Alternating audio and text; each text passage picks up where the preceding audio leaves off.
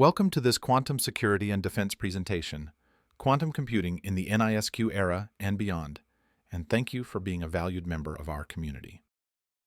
Kamalika Datta completed her PhD from Indian Institute of Engineering Science and Technology, IIST, Shibpur, India in 2014. She has 15 years of experience in research, teaching and industry. She is presently working as a research assistant at University of Bremen, Germany since October 2021. She has published more than 100 papers in peer-reviewed journals and conferences. Her research interests include logic design using emerging technologies, synthesis and optimization of reversible and quantum circuit, and embedded systems. Yeah, thank you.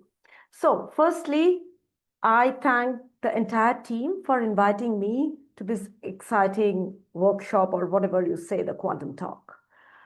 And before starting, I would like to thank that the work that I do is the cumulative effort of the team that we have at University of Bremen. One of my colleague is also present here, Leonard Weingarten. So I thank my team as well, who are present here and who are not present here.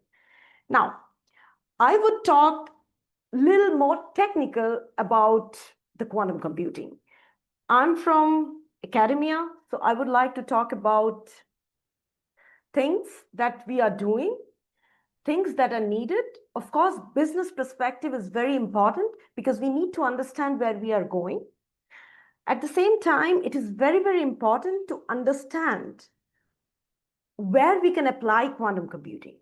We will not need a quantum computing for doing our day-to-day task. We just don't need it for a general purpose computer. Our classical computer is great for that. But quantum computing is needed for very, very specific tasks. And of course, it will help on top of classical computing what we have. So my talk is around that.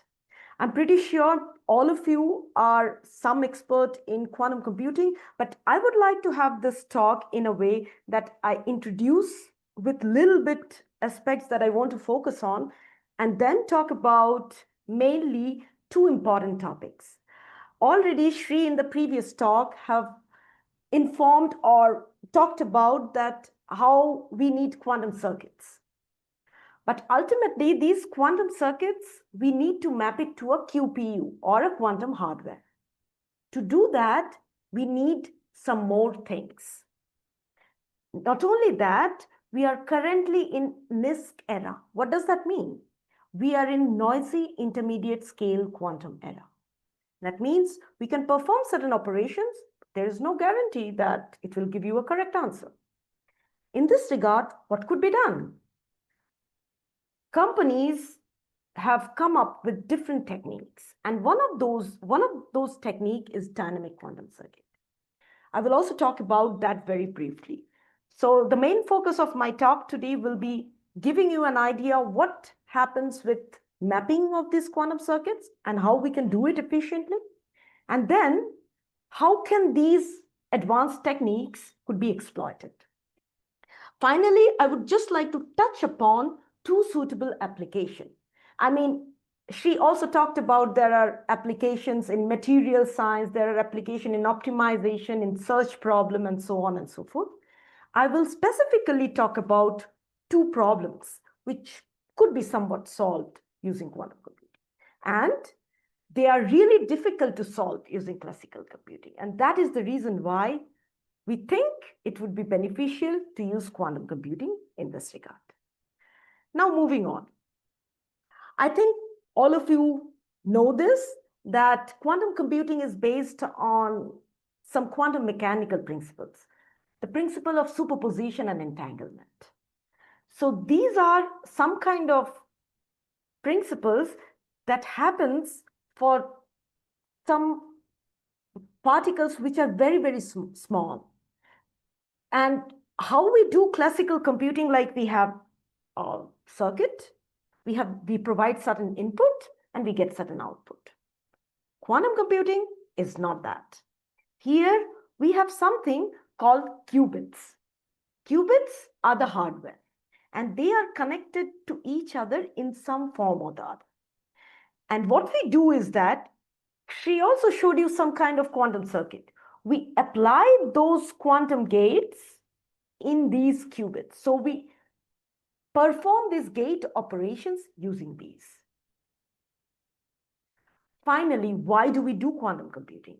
One of the most important problem for which quantum computing, people all over the world is trying to get the first hand on quantum computing is because it has the power to solve some computationally harder problems.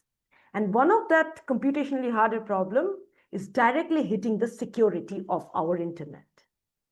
If we can solve or we can factorize a very large prime number, then we can break certain algorithm, RSA. This is one of the reasons I would say that companies, government, and many other bodies, our academics, everyone is looking forward to do something to improve this field so that we get the advantage at some point of time. There has been enormous news in last 1 year, or I would say last 5 to 10 years. And last few months, you will hear Google came up with Willow, Microsoft came up with Mariana, and so on and so forth. So each day something else, something or the other is happening.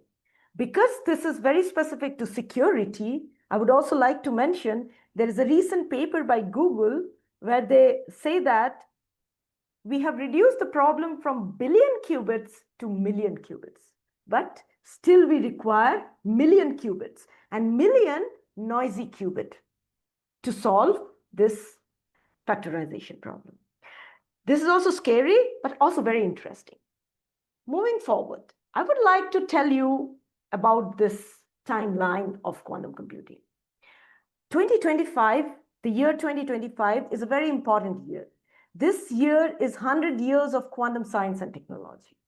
But I can safely say that we are at the very beginning of quantum computing era. It started from EPR paradox with Einstein, Podolsky, and Rosen paradox. And over the time, so many progress has taken place. Shor's algorithm, Grover's algorithm, then...